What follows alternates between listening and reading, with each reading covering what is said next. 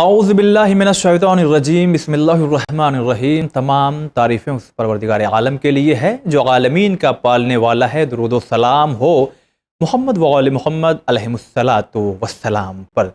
عزیز ناظرین، السلام علیکم ورحمۃ اللہ۔ آپ سبھی کا استقبال کرتے ہیں پروگرام مسائل زندگی میں۔ یقیناً آپ کو اس سوال کا جواب معلوم کرنے کی کشمکش ہوگی کہ آخر آج عرفان صاحب کیوں ہیں، یہ ہمارے جاوید بھائی کہاں چلے گئے؟ تو آپ حضرات سے میں التجا کر رہا ہوں، ان کی طرف سے گزارش بھی کر رہا ہوں کہ جاوید بھائی کی طبیعت ناساز ہونے کی بنا پہ وہ آج موجود نہیں ہے، لہٰذا یہ پروگرام میں آ کر کے آپ تک پہنچانے کی کوشش کر رہا ہوں۔ اب آپ کے ذہن میں یہ سوال ہوگا کہ عالم دین کون سے ہیں؟ تو ہماری اور آپ کی خوش نصیبی ہے کہ آج ہمارے ساتھ میں موجود ہے حجت الاسلام والمسلمین عالی جناب مولانا غلام رسول نوری کشمیری صاحب۔ آئیے روبرو کراتے ہیں اور سوالوں کا یہ سلسلہ شروع کرتے ہیں۔ اگر السلام علیکم ورحمۃ اللہ۔ وعلیکم السلام ورحمۃ اللہ وبرکاتہ۔ چلیے اگر شروع کرتے ہیں، دیکھتے ہیں پہلا سوال کس شہر سے ہمیں دستک دے رہا ہے۔ جی، میرا یہ سوال ہے، میں سری نگر سے بول رہی ہوں، شازیہ۔ میرا یہ سوال ہے کہ میری ایک سیکنڈ کزن تھی جو آج سے 10 سال پہلے انہوں نے شادی کی تھی ایک سنی فرقے کے لڑکے کے ساتھ، تو اس پیریڈ میں پتہ ہی نہیں ہے کہ وہ زندہ بھی ہیں کہ مر گئی ہیں۔ باپ کے مرنے کے بعد اس نے یہ قدم اٹھایا تھا۔ اب یہ مسئلہ ہے کہ گھر کا سرپرست بڑا بھائی تھا، پراپرٹی کو لے کے اب یہ مسئلہ ہے کہ کیا اس کو پراپرٹی کا حق ملے گا کہ نہیں ملے گا؟ شکریہ۔ مولانا صاحب، عجب اتفاق ہے کہ آپ کے ہی شہر سے پہلا سوال ہے، اور یہ ہیں شازیہ جو کہ شری نگر سے ہیں۔ ان کا کہنا یہ ہے کہ ان کی جو کزن تھی، انہوں نے اہل سنت حضرات کے یہاں کی شادی کیا انہوں نے، تو اب معلوم ہی نہیں، پتہ نہیں وہ زندہ ہیں کہ مر گئی ہیں کہ کہاں پہ، کچھ معلوم نہیں ہے، اور سرپرست جو ہیں وہ بڑے بھائی ہیں، تو جو میراث جو تقسیم ہوگی تو کیا اس میں ان کا حصہ جائے گا؟ یہ سوال ہے۔ اعوذ باللہ السمیع العلیم من الشیطان الرجیم، بسم اللہ الرحمن الرحیم، الحمد للہ والصلاۃ علی اہلہا، اما بعد۔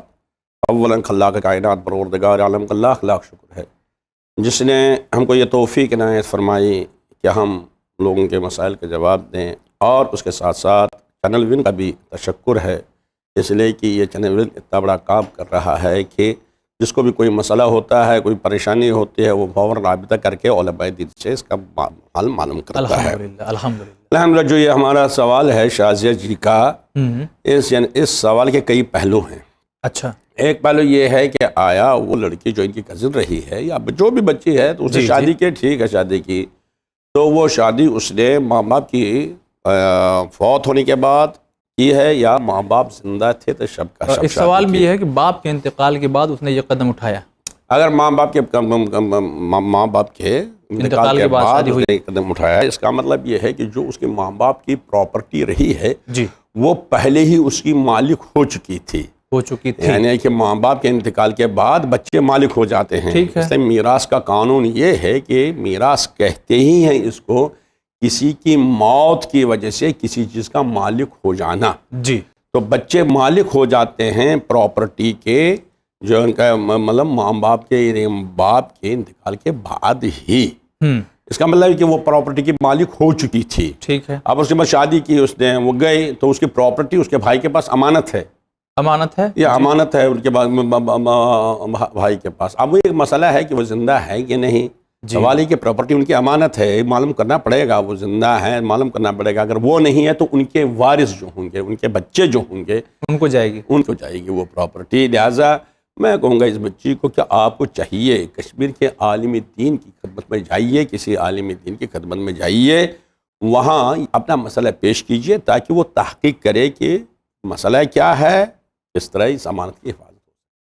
چلیے، بہت شکریہ۔ تو واقعی ڈیٹیلز جاننے کے لیے آپ کو اپنے قریبی عالم سے ملنا پڑے گا۔ آئیے دیکھتے ہیں دوسرا سوال کہاں سے۔ ہیلو مولانا صاحب، نمسکار۔ میرا نام اشوک چھابڑا ہے، میں سہارنپور یو پی سے بول رہا ہوں، اور میری خوش قسمتی ہے کہ اہل بیت میں ہم عقیدت رکھتے ہیں، یہ مولا کا کرم ہے ہم پر۔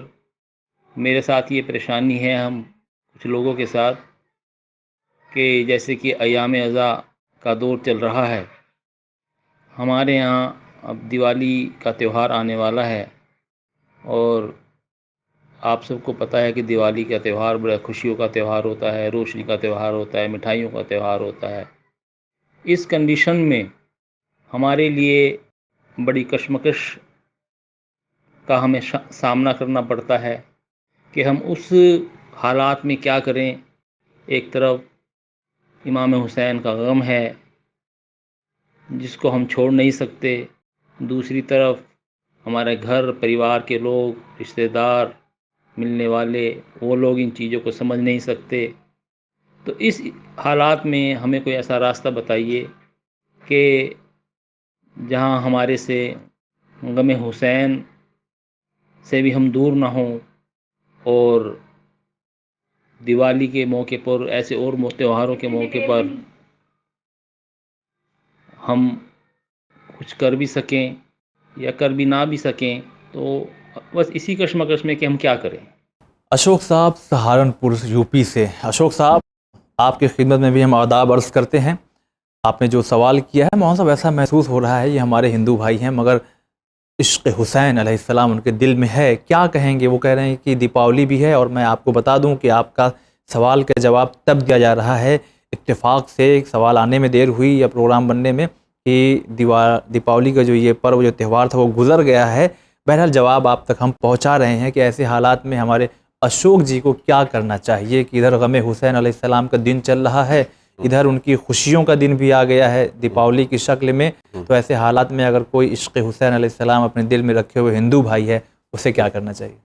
بہرحال دیکھیے، ہم اشوک بھائی کی خدمت میں یہ عرض کریں گے کہ ہر ایک انسان کو بہرحال اپنے مذہب کا احترام کرنا ہے، اس میں کوئی شک نہیں ہے، جی وہ ہے، لیکن اس کے ساتھ ساتھ اس کے دل کے احساسات بھی ہوتے ہیں۔ مثلا وہ ایسے ہی ہے جیسے کسی انسان کے ہاں کوئی غم آ جاتا ہے، کوئی مر جاتا ہے، حالانکہ اس دن تہوار ہوتا ہے، جی، تو وہ اپنے ہاں غم مناتا ہے، اپنے دل میں غم رکھتا ہے، لیکن دوسرے کے تہوار پر وہ جو ہے کوئی انگلی نہیں اٹھاتا ہے، ٹھیک ہے، دوسرے تہوار مناتے ہیں، تہوار منانا ہے، وہ اپنے دل میں غم مناتا ہے، تو اس کو غم منانا چاہیے۔ جی جی، لہذا دوسروں کے ساتھ اس کو بہرحال اس طرح سے پیش آنا ہے تاکہ دوسروں کی دل آزاری نہ ہو جائے اور اس کا اپنا مقصد بھی فوت نہ ہو جائے۔ لہٰذا ہم یہی کہیں گے کہ صاحب دوسروں کا بھی احترام کیجیے، آپ دل کا احترام کیجیے، کوئی مشکل نہیں۔ بہت ہی اچھا جواب اشوک صاحب، دیکھیے آپ تک پہنچا ہے۔ آئیے دیکھتے ہیں اگلا سوال کہاں سے ہے۔ میرا سوال ہے کہ یہاں پر ہم جموں کشمیر سے بول رہے ہیں، میرا نام شاہ حسین ہے۔ یہاں پر ہمیں کافی مسائل پیش آ رہے ہیں، جیسے کہ یہاں پر ہمارا کچھ یہاں پر ریلیف نہیں مل رہا ہے، کافی یہاں پر لوگ ہیں وہ کافی پریشان ہو گئے ہیں، تو کہ ہم لوگ کیا کریں یہاں پر آخر کار، کیونکہ یہاں پر کسی کی کوئی مدد نہیں کی جا رہی ہے۔ مطلب کچھ غریب ایسے ہیں جن کے پاس کھانا نہیں ہے، کچھ نہیں ہے، مطلب اتنی پریشانیاں ہیں کہ کوئی ہمارے آگے کچھ نہیں آتا، جو بھی دیتے ہیں بھاشن دیتے ہیں محرم کے مہینے میں، بعد میں وہ غائب ہو جاتے ہیں۔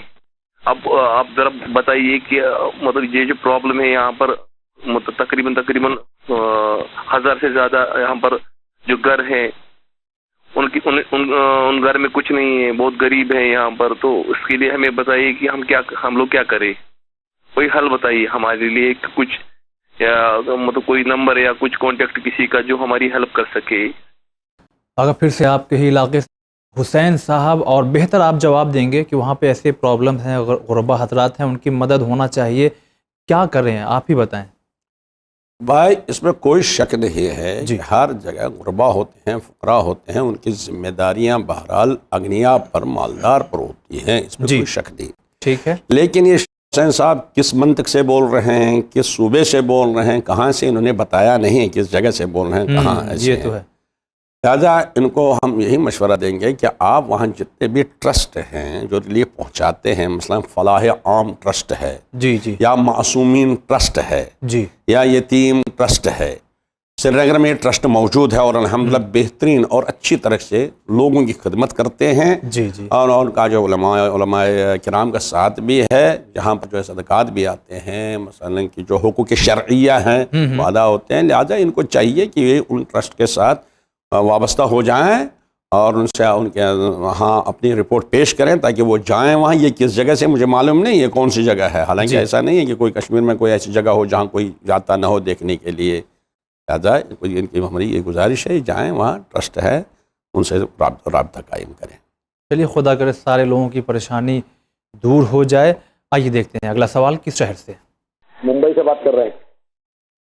اچھا آپ سے ایک سوال تھا میرا کہ جو یہ مولانا جو ممبر رسول پہ بیٹھ کے مجلس پڑھتے ہیں اس کے اندر وہ کسی بھی امام کا نام یا رسول اللہ کا نام جو ہے وہ مطلب ایک ایسی لینگویج میں پکارتے ہیں جیسے علی تھا یا حسین تھا یا رسول تھا.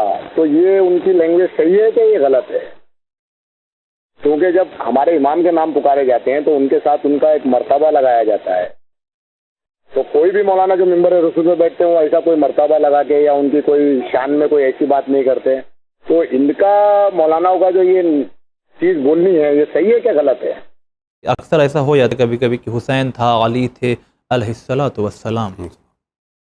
بہرحال اس میں کوئی شک نہیں ہے جی کہ امام معصومین صلوات اللہ علیہ اجمعین خاص طور پر پیغمبر اسلام صلی اللہ علیہ وسلم کا اسم گرامی جی بہرحال احترام سے لینا ہے، بے شک. عزم سے لینا ہے. لیکن اب کچھ خطبہ ایسے ہوتے ہیں جی. کہ جو خطابت کرتے کرتے ظاہر سی بات ہے ان کو اپنی نظر خطابت پر رہتی ہے.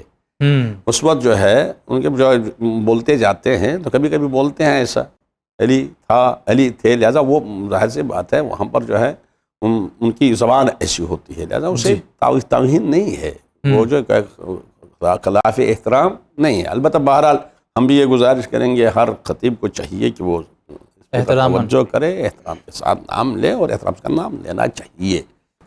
چلیے بہت شکریہ. اگلا سوال لیتے ہیں، دیکھتے ہیں کہاں سے ہے. السلام علیکم، میں ناگپور سے بات کر رہی ہوں. میرا نام سبیہ علی ہے کہ محرم کے اندر 10 تاریخ کو لوگوں کے آنگ میں آتے ہیں، کوئی بابا آتے ہیں، کوئی بابا آتے ہیں، الگ الگ ٹائپ کے بابا آتے ہیں، حاضری ہوتی ہے اس کے اندر. وہ اپنے کسی کا کوئی سوال رہا تو اس کا جواب بتاتے کہ اس کو کیا تکلیف ہے. تو کیا یہ ایسا ہوتا ہے کہ حقیقت میں آپ سے گزارش ہے کہ آپ یہ میرے سوالوں کا جواب ضرور دیں گی. اچھا، خدا حافظ. سوال یہ تھا کہ 10 محرم کو بابا حضرات آتے ہیں. جو ان کا محترمہ کا تھا کہ کوئی آتا ہے بابا آتا ہے کچھ باتیں بتاتے ہیں. دیکھیے 2 چیزیں ہیں جی. ایک یہ ہے کہ کسی سے کچھ سوال کیا جائے، وہ سوال جو علمی سوال ہو اچھا تو وہ اس کا جواب دے. مطلب اس کا جواب سننا صحیح ہے، البتہ وہ اس کا یہ بھی پوچھنا ہے آپ کہاں سے جواب دے رہے ہیں، لیکن جو علمی سوال ہوگا. لیکن دوسرا یہ ہے کہ کوئی غیب کی باتیں بتائے، کسی کی تقدیر کی باتیں بتائے، کسی کی قسمت کی باتیں بتائے، اس میں اسلام میں کوئی وجود نہیں ہے. کوئی کسی کی قسمت نہیں بتا سکتا ہے، کوئی کسی کی تقدیر نہیں بتا سکتا ہے، کہ کوئی کسی کی حالت نہیں بدل سکتا ہے، بلکہ ہر انسان اپنی حالت خود بدلتا ہے اور بدلنا چاہیے اور بدل سکتا ہے. چلیے ٹھیک ہے، جواب ناگپور اور تمام دیکھنے والوں تک پہنچا ہے. اگلا سوال لیتے ہیں. مولانا صاحب سے میرا سوال یہ ہے کہ سرسی قصبہ ضلع مراد آباد میں 7 محرم 9 محرم اور 11 محرم ذوالجناح برآمد ہوتا ہے، جس میں نوحوں کے بجائے مسدس یا سلام پڑھا جاتا ہے اور لوگ وہاں واہ واہ کرتے ہیں. مجھے یہ کچھ صحیح نہیں لگا کیونکہ یہ تاریخ قیامت کی ہے، اس میں صرف رویا جائے. کیا یہ صحیح ہے؟ اور دوسرا سوال، روڈ پر جام لگا دیا جاتا ہے، کیا یہ صحیح ہے؟ سرسی مراد آباد سے سوال یہ ہے. پہلا سوال کہ 7 9 11 ذوالجناح نکلتا ہے، وہاں مسدس کے بند پڑے جاتے ہیں. اس میں ہوتا ہے کہ لوگ جو چاروں طرف ہوتے ہیں اس میں کچھ لوگ واہ واہ کہتے ہیں. ایک غم کی فضا اور ماحول اور ایام چلتے ہیں، تو ان کا کہنا ہے کہ ان کا خود کہنا ہے کہ مجھے یہ صحیح محسوس نہیں ہوتا. آپ کیا کہیں گے؟ بہرحال اس میں کوئی شک نہیں ہے کہ ہر چیز کا ایک وقت معین ہے. جی. جتنا انسان کے جیسے انسان کے بدن میں آنکھ بھی ضروری ہے، کان بھی ضروری ہے، لیکن آنکھ کان کی جگہ نہیں آ سکتا ہے اور آنکھ کان کی جگہ نہیں جا سکتی ہے، کان آنکھ کی. اسی طرح اس میں کوئی شک نہیں ہے، مسدس ہو یا وہ کلام جو پڑھا جاتا ہے اس میں اگر پیغام ہے، یقیناً پیغام دیا جا سکتا ہے لوگوں کو. جی. پیغام کربلا، پیغام الہی، پیغام اسلامی، پیغام شریعت اگر ہو وہ لوگوں کو دیا جا سکتا ہے. البتہ جی لیکن یہ تاریخیں ایسی ہوتی ہیں، اس میں زیادہ سے زیادہ بینیہ نوا ہونا چاہیے، اس میں کوئی شک نہیں، برادر کی کہنا صحیح ہے کہ رونے کے لیے بھی، لیکن رونے کے ساتھ ساتھ بہرحال اہمیت اس بات کی ہے کہ ہم پیغام کربلا لوگوں تک پہنچائیں، کیونکہ جلوس کا مقصد یہی ہوتا ہے۔ جی جی، جلوس باہر نکلنے کا مقصد کیا ہے؟ باہر نکل کا مقصد یہ ہے کہ لوگوں تک پیغام کربلا پہنچایا جائے، لیکن اس میں خیال رکھنا پڑتا ہے اور رکھنا چاہیے کہ طریقہ وہ نہ ہو کہ دوسرا کہے کہ صاحب یہ خوشی منا رہے ہیں یا خوشی کا اظہار کر رہے ہیں، نہیں، بلکہ ہم کو دوسروں قوموں کو پیغام پہنچانا ہے، جیسا کہ پیغام کربلا پہنچانا چاہیے۔ الحمدللہ، بہت بہتر۔ جی، دوسری بات انہوں نے فرمایا کہ جام لگا رہتا ہے سڑکوں پر، بار ایک مسئلہ ہے، لیکن دیکھیے یقیناً کہ اجازت نہیں کہ مثلا راستہ بند کیا جائے یا راستہ روک لیا جائے، اس کا اہتمام ہونا چاہیے، البتہ اگر گورنمنٹ ہی نے، حکومت ہی نے راستہ معین کیا ہے اور جو اس کے لیے اجازت دی ہے اور دوسروں کو روکا ہے اس راستے سے چلنے کے لیے، تو اس وجہ قانون کی پابندی ضروری ہے، اس لیے کہ وہ حکومت کے قانون کی پابندی، اس لیے کہ ہر انسان پر اپنے ملک کے قانون کی پابندی کرنا لازمی ہے، ورنہ اگر حکومت نے نہیں روکا ہے، حکومت نے انتظام نہیں کیا ہے، لہذا خود اپنے کو انتظام کرنا چاہے تاکہ کسی کو آنے جانے میں مشکل نہ ہو، جلوس بھی جاری رہے اور لوگ آتے بھی رہیں جاتے بھی رہیں تاکہ پیغام حسین لوگوں تک پہنچتا رہے۔ بہت شکریہ۔ اگلا سوال لیتے ہیں۔ السلام علیکم، میں کشمیر سے سعید بول رہا ہوں، تو آپ کو سلام ہو میرا، خدا آپ کی چینل کو مزید برکت سے ہمکنار کرے۔ میرا سوال پہلا یہ ہے کہ اگر کوئی سرکاری ملازم پورے سال کی تنخواہ حاصل کرتا ہے مگر ڈیوٹی صرف چند مہینے کی دیتا ہے، کیا اس کی پوری تنخواہ حلال ہے، جبکہ وہ ڈیوٹی سے غیر حاضری کے دوران دوسرے طریقوں سے بھی کمائی کرتا ہے، اور یہ کہتا ہے کہ ڈیوٹی پر میرا کوئی کام نہیں ہے لہذا غیر حاضر رہتا ہوں، کیا ایسے ملازم کی تنخواہ حلال ہوگی؟ کشمیر سے سعید صاحب کا کہنا ہے کہ ایک انسان ہے، وہ گورنمنٹ جاب ہے اس کی، مگر وہ سال بھر کی سیلری تو لیتا ہے مگر کچھ مہینے ہی کام کرتا ہے اور غیر حاضری میں یہاں پہ جا کر کے، یعنی دوسری جہاں جا کر کے کام کر کے پیسہ کماتا ہے، وہ پیسہ کمانا اور یہاں پہ غیر حاضر رہنے کے باوجود بھی سیلری حاصل کر لینا، یہ کیا جائز ہے اس کے لیے؟ مسئلہ بڑا اہم ہے جی، اس لیے کہ ایک حقیقت ہے، جو چیز ایک مرتبہ بیچی جاتی ہے وہ دوسرے کے ہاتھ بیچ نہیں سکتے آپ۔ صحیح۔ اس لیے ایک کارمند، ایک ملازم یہ گورنمنٹ سے معاہدہ رکھتا ہے کہ میں اپنا وقت آپ کو بیچ چکا ہوں، مثلا گورنمنٹ نے اس سے کہا کہ آپ کو 10 سے 4 تک ڈیوٹی دینی ہے، دفتر میں حاضر ہونا ہے، بہت اچھا، لہٰذا یہ وقت بیچ چکا ہے۔ جب یہ وقت بیچ چکا ہے، اب وہاں کام ہو یا نہ ہو، جی اس کو وہاں دفتر میں بیٹھنا ہے، اس کو دفتر میں ڈیوٹی دینا ہے، لہٰذا اس وقت دوسرا کام کرنا اس کے لیے جائز نہیں ہے، دوسرے طریقے اسی وقت جو ٹائم اس نے بیچا ہے، جو وقت اس نے گورنمنٹ کو دے دیا، اسی وقت وہ دوسرا کام کر کے پیسہ کمائے، وہ اس کے لیے جائز نہیں ہے۔ چلیے، بہت بہتر۔ اگلا سوال ناظرین۔ ہلو، میں کوسی سے بول رہا ہوں، میرا نام عبدالرحیم ہے، میرے 2 پوتے ہیں، میرے لڑکے کے لڑکے، ایک کا نام مبین ہے، ایک کا نام آمین ہے، بات کرنے سے مجبور ہے، فٹ کی بیماری سے پریشان ہے، آپ اس کا ذرا حل بتائیے ہمیں۔ عبدالرحیم صاحب ہیں، ان کے 2 پوتے ہیں، مبین اور ایک امین، ایسا کچھ کر کے، بات کرنے پہ جہاں تک انہیں سنائی دیا بات کرنے پہ مجبور ہیں، اور کوئی فٹ کی بیماری ہے، اگر مجھے نہیں معلوم اس کے بارے میں، وہ کچھ عمل بتائیں گے اس کے بارے میں، اس سے کیسے نجات پا جائیں؟ بہرحال اس میں کوئی شک نہیں ہے کہ اللہ کے کائنات پروردگار عالم نے بیماری کے لیے ڈاکٹر رکھا ہے، حکیم رکھا ہے، ہاسپٹل ہیں، لہٰذا علاج کرنا چاہے، ہاں اس کے ساتھ ساتھ دعا ضروری ہے، اس میں کوئی شک نہیں ہے، ٹھیک، لہٰذا دعا بہت سے قسم کی دعائیں ہیں اس کے لیے، لہٰذا جیسے ہم کہیں گے جب بہرحال قرآن سے وابستہ ہو کر تلاوت قرآن کریں، اور اسی طرح جو دعائیں ہم اس کے لیے آئی ہیں، مثلاً کہ نماز حاجت ہے، اور میں یہی کہوں گا اس کے لیے نماز باب الحوائج پڑھیں۔ نماز باب الحوائج کا طریقہ یہ ہے، وہ بظاہر بنام جناب امام موسیٰ بن جعفر علیہ السلام ہے، اس کا طریقہ یہ ہے کہ صبح کی طرح نماز پڑھی جاتی ہے، 2 رکعت نماز، البتہ دونوں رکعت میں سورہ حمد کے بعد 12 مرتبہ سورہ قل هو اللہ احد کی تلاوت کرنا ہے۔ اچھا، پہلی رکعت میں بھی سورہ حمد کے بعد 12 مرتبہ سورہ قل هو اللہ احد، اور دوسری رکعت میں بھی 12 مرتبہ قل هو اللہ احد. اس کے بعد نماز پڑھ کے دعا کرے، انشاءاللہ دعا قبول ہوگی، حاجت مقبول ہو جائے گی. چلیے ہمارے اہل سنت بھائی اگر اس سے بچنا چاہیں تو کیا کریں؟ اس نماز کے علاوہ اگر کوئی ان کو عمل بتائیں آپ. بہرحال ہمارے ہاں ان کے ہاں عمل بتائے. دیکھیے ان کے ہاں ہمارے ہاں کوئی فرق نہیں ہے، نہیں جی. البتہ مطالعے کی ضرورت ہے. جی ہاں. مثلا میں آپ کی عرض کرنا چاہتا ہوں، ہمارے ہاں ایک نماز ہے نماز جعفر طیار. جی نماز جعفر طیار. کیوں نماز جعفر طیار کہا جاتا ہے؟ مسئلہ یہ ہے، یہ مسئلہ نماز اللہ کی ہے بھائی، صحیح بات، عبادت اللہ کی. نماز جعفر طیار کیوں کہا جاتا ہے؟ اس لیے کہ ہمارے مولا علی علیہ السلام کے ایک بھائی تھے جعفر، جی جو جنگ موتا میں شہید کیے گئے. ہاں ہاں. ان کے بازو کاٹے گئے، اس لیے ان کو طیار کہا جاتا ہے کہ پیغمبر صلی اللہ علیہ وسلم نے فرمائیں کہ 2 بازو کاٹے گئے، لہذا ان 2 بازوں کے بدلے ان کو جنت میں 2 پر عطا ہوئے. 2 پر تیار ملیں گے. واہ. 2 پر ملیں گے. طیار میں اڑنے والا. جی. تو یہ مولا کے بڑے بھائی ہیں، تو پیغمبر نے انہی کو ایک نماز تعلیم کی کہ آپ یہ نماز پڑھیے. اچھا. آپ یہ نماز پڑھیے، تو جی. نام ہو گیا نماز جعفر. اسی نماز کو سنی بھائی کہتے ہیں صلاۃ التسبیح. صلاۃ تسبیح، جی، تسبیح کی نماز. جی. اس میں کیا ہوتا ہے؟ اس لیے تسبیح زیادہ اس میں ہے نا. اس میں مثلا کہ یہ 4 رکعت ہے، 4 رکعت نماز پڑھیے. طریقہ یہ ہے کہ آپ نے نیت کیا کہ میں 4 رکعت نماز پڑھتا ہوں. چاہے آپ نیت کیجئے صلاۃ التسبیح کی، چاہے نماز جعفر کی نیت کیجئے، بہرحال نماز اللہ کی ہے. اللہ. ہاں، یہ ہم جعفر کے ذریعے ہم تک پہنچی ہے. ٹھیک ہے. تو پہلی رکعت میں سورہ حمد کے بعد سورہ زلزال پڑھیے. اچھا.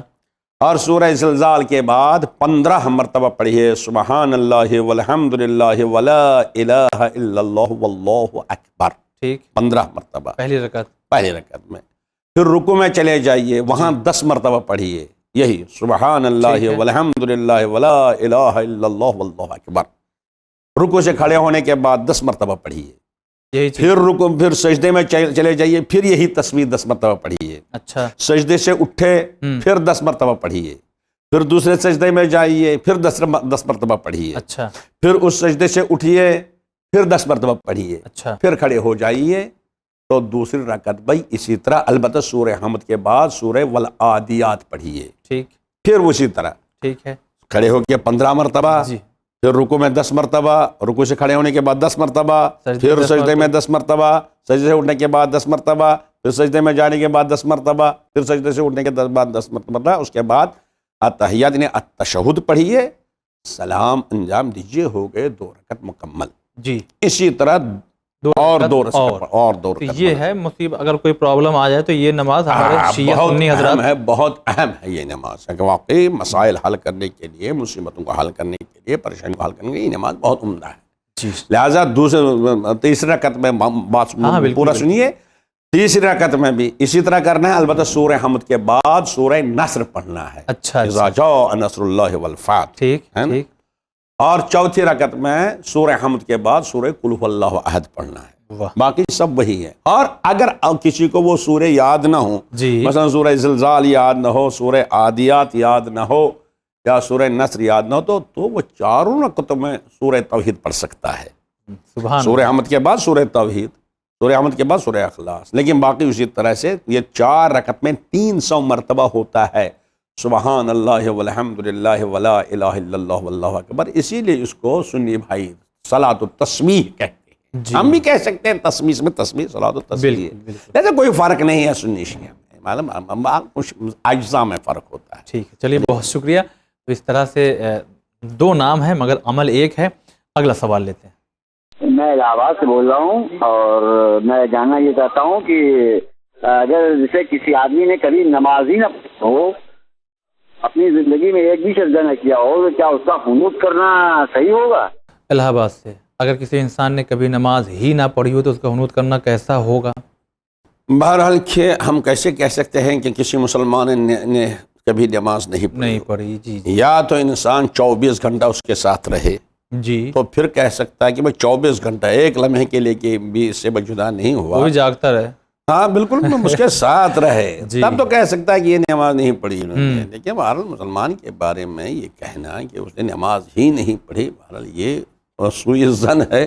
ہم کو حسن ظن رکھنا چاہیے. مسلمان بہرحال نماز پڑھے گا. اور اس کے بعد مسئلہ یہ ہے کہ جب کوئی اس دنیا سے نکل جاتا ہے اور وہ کلمہ لا الہ الا اللہ محمد رسول اللہ صلی اللہ علیہ وسلم پر باقی رہتا ہے, مسلمان ہے, اس دنیا سے نکل گیا, پھر یہ دیکھنا ہے زندہ جو ہے اس کی ذمہ داری کیا ہے. مردے کی ذمہ داری وہ تو چلا گیا, لہٰذا اس کی ذمہ داری جو مسائل ہیں, اس کو دفن کرنا, اس کو کفن دینا, اس کو ہنوز دینا, یہ زندوں کے فرائض ہیں. لہٰذا زندہ اپنا فریضہ ادا کرے گا, اس میں کوئی گنجائش نہیں ہے چھوڑنے کی. سبحان اللہ. جس کا جو فرض ہے وہ ادا کرے گا فرض. چلیے اگلا سوال دیکھتے ہیں. کہاں سے؟ میں منچر سے بول رہا ہوں. کیا میرا سوال ایک ہے کہ انگیجمنٹ ہونے کے بعد لڑکا لڑکی انگیجمنٹ کے بعد آپس میں فون پہ بات کر سکتے ہیں یا نہیں؟ منچر سے عبدالحسن صاحب, انگیجمنٹ یعنی منگنی ہونے کے بعد لڑکا لڑکی آپس میں بات کر سکتے ہیں کہ نہیں؟ ہاں, بہرحال جب تک نکاح نہیں ہے تب تک بہرحال وہ آپس میں نامحرم ہیں. ٹھیک ہے, یعنی اس طرح نہیں مل سکتے ہیں جس طرح ایک میاں بیوی ملتے ہیں. البتہ بات ہونے کی ایک دوسرے سے ملنے میں, بات کرنے میں, اسلامی حدود میں, اسلامی حدود میں, شریعت کے حدود میں بات کر سکتے ہیں. لذت کی نگاہ سے نہ ہو, کسی اور مقصد سے تحت نہ ہو, لیکن اگر بہرحال اپنی ضرورت کہ کوئی بات کہنا ہے, کسی بات کو معلوم کر لینا ہے, پر شریعت کے حدود میں جائز ہے. بہت شکریہ. اگلا سوال لیتے ہیں. میں محمد ظفر علی گڑھ سے بول رہا ہوں. مولانا صاحب جزاک بھائی, منگل اور جمعہ تو آپ لوگوں کے لیے سوالوں کی بارش لے کے آتا ہے, دماغ تھک جاتا ہوگا. میں آپ لوگوں کی خدمت میں ایک شعر پیش کر رہا ہوں جس کو پیغام انسانیت کے ذریعے سب کو بھیجا جائے تاکہ لوگ اس سے فائدہ اٹھائیں. شاعر کہتا ہے, جیسی طلب ہو ویسے لقب سے پکاریے, جیسی طلب ہو ویسے لقب سے پکاریے, رکھے گئے ہیں حسب ضرورت علی کے نام. اب ایک مومن کے پاس جب یہ شعر ہوتا ہے تو اس کی سارے مطالبے حضرت علی پورے کر دیں گے. اس کو سوچ سمجھ کے ان کے ناموں کو یاد رکھنا چاہیے. اس پیغام کو عام کر دیجیے, بڑی خوشی ہوگی. خدا حافظ. محمد ظفر صاحب علی گڑھ سے یہ انہوں نے شعر سنایا, واقعی بہت خوبصورت شعر تھا اور ہم نے آپ کی آرزو کو اس طرح سے پورا کر دیا اور نشر کر دیا ہے لوگوں تک. یہ پیغام انسانیت والا جو آپ نے شعر سنایا ہے لوگوں تک پہنچا ہے. ہم آپ کے بھی بہت بہت شکر گزار ہیں کہ آپ جیسے بزرگ حضرات کی دعائیں ہیں اور ہمارا چینل الحمدللہ آپ لوگوں کی دعاؤں کی ضرورت محسوس کرتا ہے. آپ لوگ ہمارے حق میں ہمیشہ اور ہمارے علماء اکرام جو خدمت انجام دیتے ہیں ان کے لیے دعا کرتے رہیے. آئیے دیکھتے ہیں اگلا سوال کہاں سے. السلام علیکم, میرا نام عرفان علی متو ہے اور میں کشمیر سری نگر کا رہنے والا ہوں. میرا سوال یہ ہے کہ اگر جب چھوٹا بچہ پیدا ہوتا ہے, دنیا میں آتا ہے, اس کا جو پاخانہ ہے, پیشاب پاخانہ, وہ کب تک اگر صاف ہے؟ اگر وہ کسی کے کپڑے پر گر جائے تو اس کا کپڑا گندا ہو جاتا ہے کہ نہیں؟ واقعی وسلم. عرفان علی صاحب کشمیر سے, ایک چھوٹا بچہ, اس کا پیشاب پخانہ کب تک, کس کنڈیشن تک میں جا کر کے نجیس ہو جاتا ہے, یا کپڑے وپڑے پہ لگ جائے یا گر جائے تو کیا حکم ہے؟ بہرحال اس میں کوئی شک نہیں ہے کہ ہر انسان کا پیشاب پخانہ چاہے وہ چھوٹا بڑا ہو وہ نجس ہوتا ہے. نجس ہوتا ہے, ٹھیک ہے. وہ کسی بھی دور میں پاک نہیں ہوتا ہے, ٹھیک ہے. لہذا نجس ہے, چاہے کپڑے میں لگ جائے, کپڑے کو دھلنا ہے, کپڑے کو پاک کرنا ہے. چلیے بہت شکریہ. اگلا سوال. السلام علیکم, میرا نام فہیم حیدر زیدی ہے, میں منگلور سے ہوں اور میرا سوال یہ ہے, خانہ کعبہ کو غلاف کیوں پہنایا جاتا ہے؟ فہیم حیدر صاحب منگلور سے, خانہ کعبہ پہ جو غلاف ہوتا ہے کیوں؟ بہرحال اس میں کوئی وہ یہ کہیں گے کہ واجبات یا مستحبات کیسے چلتے ہیں, البتہ جی چنانچہ خانہ کعبہ کی تعمیر جو پتھروں سے ہوئی ہے, ٹھیک, لہذا اس کے احترام میں یعنی کہ تاکہ اس کا لباس رہے, پردہ رہے, تاکہ لوگوں کو دیکھنے میں بھی اچھا لگے اور خانہ کعبہ کا احترام بھی باقی رہے. لہذا اس احترام کے باقی رکھنے کے لیے اس احترام پہ جو ہے غلاف پہنایا جاتا ہے. چلیے بہت ہی آسان سے جواب ناظرین آپ تک پہنچا. اگلا سوال لیتے ہیں, دیکھتے ہیں کہاں سے. میرا نام سعید علی ہے, میں سری نگر کشمیر سے بول رہا ہوں. مولانا صاحب سے میری یہ ریکویسٹ ہے کہ شریعت لا کے مطابق دو بہنیں ایک بار کسی کے ازدواجیت میں نہیں آ سکتی ہیں.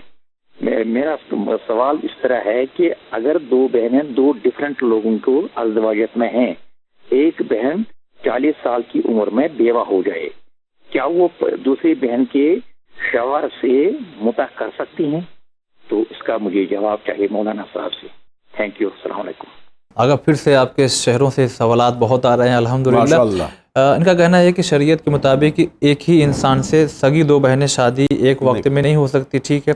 پھر ان کا کہنا ہے کہ چلیے ٹھیک ہے، دونوں بہن کی شادی الگ الگ لوگوں الگ الگ انسان سے ہوئی، لیکن 40 سال کے بعد کسی ایک بہن کا شوہر کا انتقال ہوا، وہ بیوہ ہو گئی.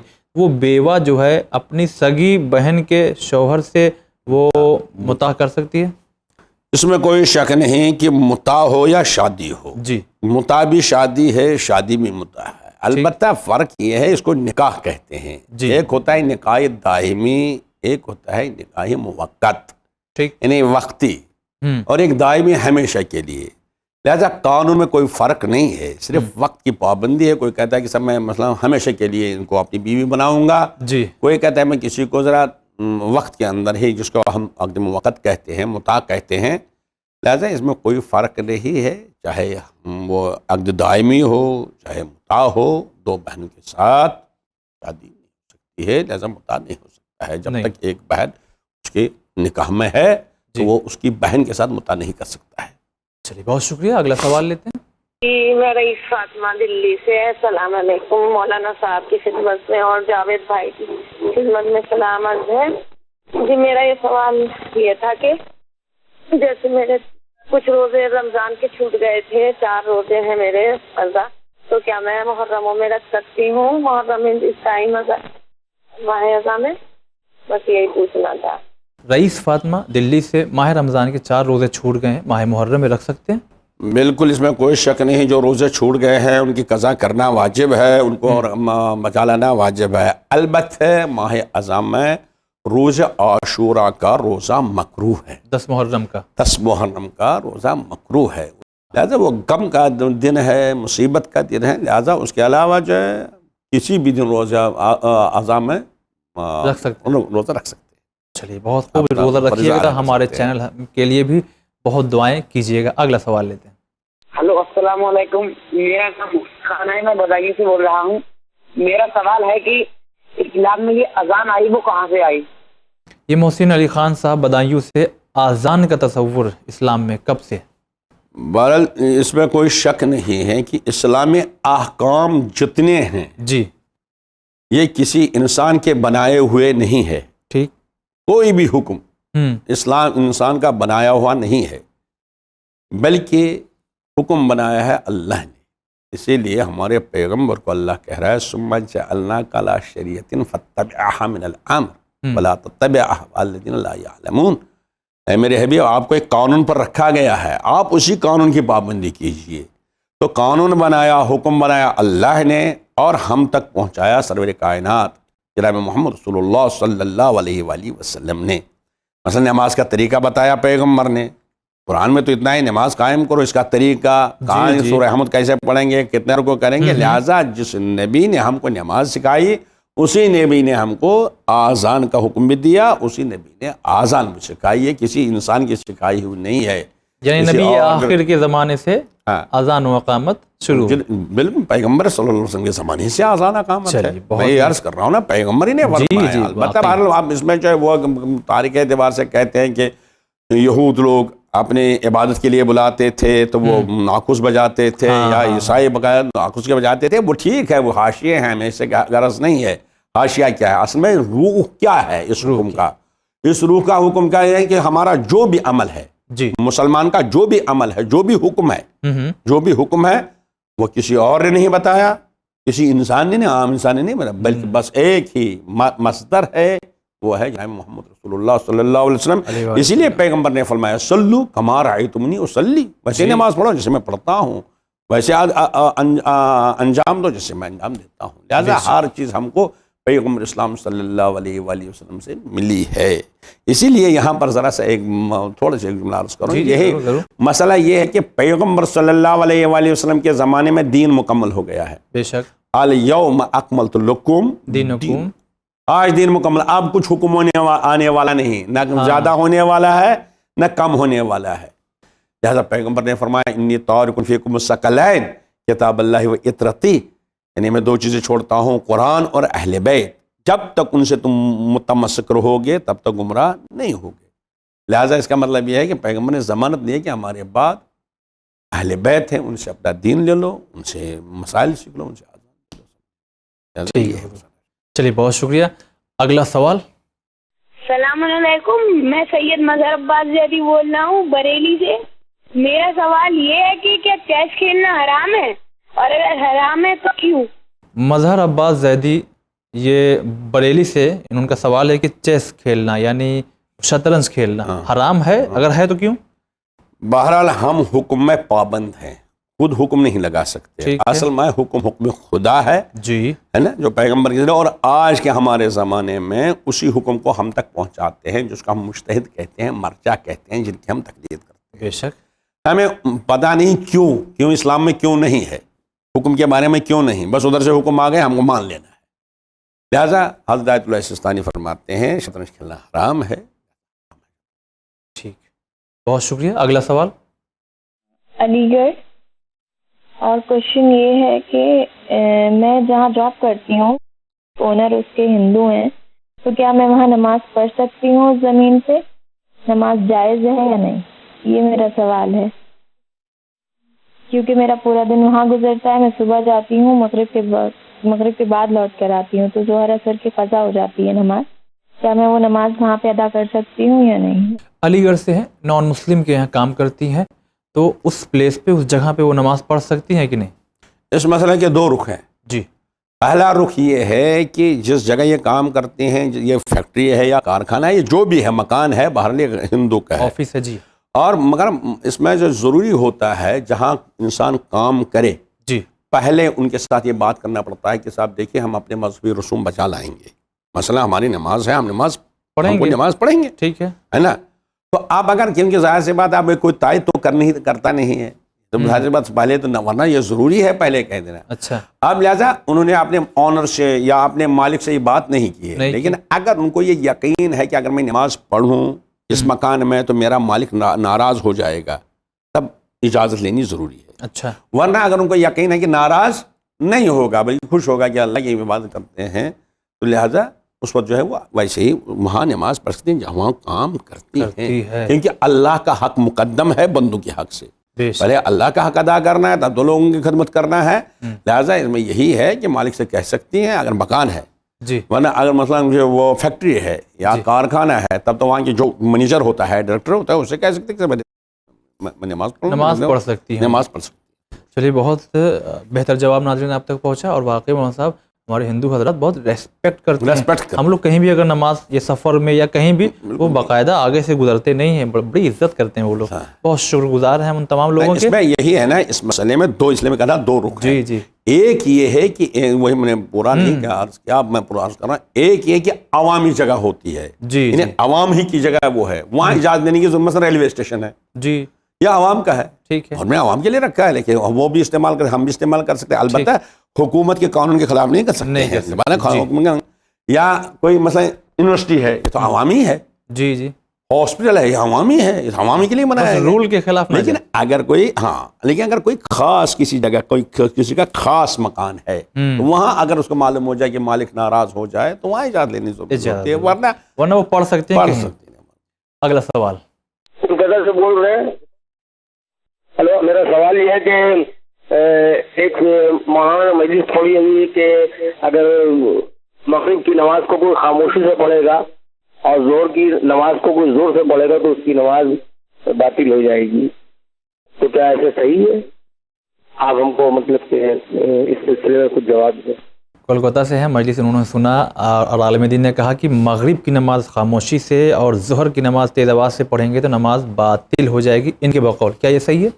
बहरहाल कि मैंने पहले भी अर्ज़ किया है कि हम अहकाम के पाबंद हैं, जो हुक्म खुदा है उसी के पाबंद हैं, वो हमको मुज्तहिद से मालूम होता है। लिहाजा जब हम अहकाम नमाज की तरफ मुतवज्जह हो जाएंगे, यानी कि मसाइल देखेंगे, तो हम देखेंगे कि ہمارے ہاں قانون یہ ہے کہ مغرب، عشاء اور صبح کی نماز بلند آواز سے پڑھی جاتی ہے اور پڑھنا چاہیے، ظہر عصر خاموشی کے ساتھ، آہستہ آہستہ سے۔ لیکن اگر کوئی عمدن اس کے خلاف کرے گا، جان بوجھ کے اس کا خلاف کرے گا، اس کی نماز باطل ہے۔ اگر سہون ہو جائے، بھولے سے ہو جائے تب تو نماز باطل نہیں ہے، ورنہ اگر کوئی عمدن جو ہے ظہر کی نماز بلند آواز سے پڑھے گا تو نماز، کیونکہ اس نے حکم خدا کی مخالفت کی، لہٰذا نماز باطل ہے۔ نماز ہماری نہیں، نماز خدا کی ہے، لہٰذا حکم بھی اسی کے چلے گا۔ چلیے بہت شکریہ، لیکن یہاں پہ ہم اپنے ناظرین سے بھی کہنا چاہیں گے کہ جو عالم مجلس پڑھ کے اترے، اگر کوئی سوال ہو پہلے آپ انہی سے پوچھ لیں، یقیناً اگر اور بھی سوال رہ جائیں تو پھر ہمارا یہ چینل الحمدللہ آپ لوگوں کی خدمت کرنے کے لیے ہمیشہ تیار ہے۔ اگلا سوال۔ السلام علیکم، میرا نام سید واحد حسین ہے، میں اجمیر شریف سے بول رہا ہوں۔ میں یہ پوچھنا چاہتا ہوں کہ میرے نواسے کا نام، میرے پوتے کا نام میں نے حارث رکھا، تو یہ نام صحیح ہے یا نہیں؟ ماہر حسین صاحب اجمیر سے، اپنے پوتے کا نام انہوں نے حارث رکھا ہوا ہے، کیا صحیح ہے؟ مہاراج میں کوئی شک نہیں، دیکھیے اب اصل لفظ میں کوئی جو ہے نہ برائی ہے نہ اچھائی ہے، لیکن اب کچھ لفظ ایسے ہیں کہ جو کسی کا نام رکھا ہے، انہوں نے ایسے کام کیے ہیں جو بدنام زمانہ ہو گیا ہے، لہٰذا پھر جو ہے لوگ اس کو نفرت کرتے ہیں۔ مثلا یزید، مثلا یزید کا معنی ہے زیادہ کرنا، اگر لفظی معنی آپ دیکھیے گا یزید میں وہ زیادہ کرتا ہے، یہ جو ہے پہلے مضارع ہے عربی میں، لیکن اب یزید کوئی نام نہیں رکھتا کیونکہ اس نے برا کام کیا۔ اسی طرح حارث میں اصل میں جو ہے زراعت کرنے والا، کھیتی کرنے والا، جوتنے والا، زمین کو آباد کرنے والا مثلا۔ لیکن اب ایک حارث گزرا ہے تاریخ میں، اس نے اتنا بڑا مطلب کہ غلط کام کیا کہ 2 چھوٹے بچوں کو قتل کر دیا، جناب مسلم کے 2 بچوں کو قتل کر دیا اور ان کو دریا میں پھینک دیا، لہٰذا لوگ اس نام سے نفرت کرنے لگتے ہیں، بولے جو ہے اسی لیے جو ورنہ لفظ میں خود جو کوئی قباحت نہیں ہوتی۔ چلیے بہت شکریہ ادا کرتے ہیں، اگلا سوال لیتے ہیں، دیکھتے ہیں کہاں سے ہے۔ السلام علیکم، میں کوسمبی سے بول رہا ہوں، عارف علی۔ سوال ہے کہ 2 رکعت اپنی ماں کے میں مرحوم کے لیے پڑھتا ہوں، قضا عمری، تو 2 رکعت پڑھتا ہوں، تو وہ اس میں جوڑی جاتی ہے یا نہیں؟ السلام علیکم۔ کہ یہ اپنی والدہ کی قضائے عمری پڑھتے ہیں ماشاءاللہ، مگر ان کا کہنا کہ 2 رکعت پڑھتے ہیں، تو کیا یہ جوڑی جائے گی؟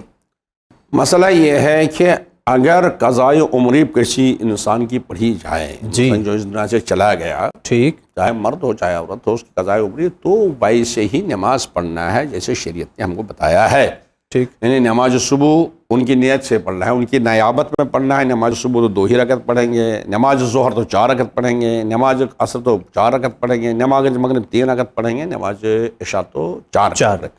اس میں کمی زیادتی نہیں کر سکتے ہیں۔ اگر ان کی قضائی عمری آپ ادا کرنا چاہتے ہیں تو ان کی قضا جیسی ہوئی ہے نماز ویسے ادا کیجیے۔ البتہ اگر آپ خود اپنی طرف سے ایصال ثواب کرنا چاہتے ہیں، مثلا بہت سے لوگ جو ہیں اپنے اموات کے لیے، ماں باپ کے لیے، بزرگوں کے لیے، وہ کہتے ہیں کہ چلا ایصال ثواب کریں، تو اس میں آپ کو اختیار ہے 2 رکعت نماز پڑھیے نماز صبح کی طرح، تو وہ ہدیہ کیجیے اپنے والدین کی طرح، اپنے والدین کو، اپنے رشتہ داروں کو۔ اور دوسرا یہ ہے کہ اگر ماں باپ کے لیے آپ نماز پڑھنا چاہتے ہیں تو ایک نماز خاص ہے ماں باپ کے لیے، وہ نماز ہے کہ 2 رکعت نماز پڑھی جاتی ہے مغرب و عشاء کے درمیان میں، جی ہاں، اس میں سورہ حمد کے بعد 10 مرتبہ پہلی رکعت میں رب اغفر لی ولوالدی وللمؤمنین یوم یقوم الحساب، 10 مرتبہ سورہ حمد کے بعد، دوسری رکعت میں 10 مرتبہ سورہ حمد کے بعد رب اغفر لی ولوالدی ولمن دخل بیتی مؤمنا وللمؤمنین والمؤمنات، سورہ نوح کی آیت ہے یہ، جی، اور اس کے بعد نماز کے بعد 10 مرتبہ رب ارحمہما کما ربیانی صغیرا۔ یہ ہے اپنی طرف سے، لیکن اگر قضائے عمری پڑھنا ہے تب تو ویسے ہی پڑھنا ہے، شریعت نے جیسے معین کیا ہے، جیسے اس کی نماز قضا ہو چکی ہے۔ اگلا سوال، کیا عورتوں کے لیے عید نماز پڑھنا جائز ہے؟ اور عید نماز پڑھنا جائز ہے وہ بھی مطلب جماعت کے ساتھ عیدگاہ میں؟ اس کا مجھے جواب چاہیے۔ خواتین کا بجماعت عید کی نماز پڑھنا کیسا ہے؟ زمانہ غیبت میں بہرحال نماز عید سنت ہے، ٹھیک، لہذا سنت بنانے کے لیے البتہ کہ اس پہ شک نہیں ہے کہ جمعہ جو ہے نماز جمعہ واجب ہے، لیکن اب تو آج کے زمانے میں واجب تخیر ہی ہے، لیکن اس میں جو ہے عورتوں کو واجبی قرار نہیں دیا گیا ہے، لازمی قرار نہیں دیا گیا ہے، لیکن اگر وہ جائیں جمعہ میں شرکت کریں، بلکہ چاہیے بھی جانا، تو بہرحال ان کی نماز جمعہ صحیح ہے۔ اسی طرح نماز عید میں جانا ان کے لیے الزامی نہیں ہے، لازمی نہیں ہے، لیکن اگر جائیں اور جماعت کے ساتھ پردے کے حدود میں، شریعت کے حدود میں پردے کے احکام کے ساتھ اگر نماز ادا کریں تو اس میں کوئی اشکال نہیں۔ چلیے بہت بہت شکریہ ادا کرتے ہیں۔ تو ناظرین دیکھیے یہاں پہ ایک وقفے کا وقت ہو چکا ہے، لہٰذا ہم پھر سے ابھی تھوڑی دیر میں حاضر ہوں گے۔ وہ بہت سے حضرات جن کے سوالات ابھی ہمارے پاس موجود ہیں، انشاءاللہ ان کے جوابات آپ تک پہنچائیں گے، لیکن ایک چھوٹے سے بریک کے بعد۔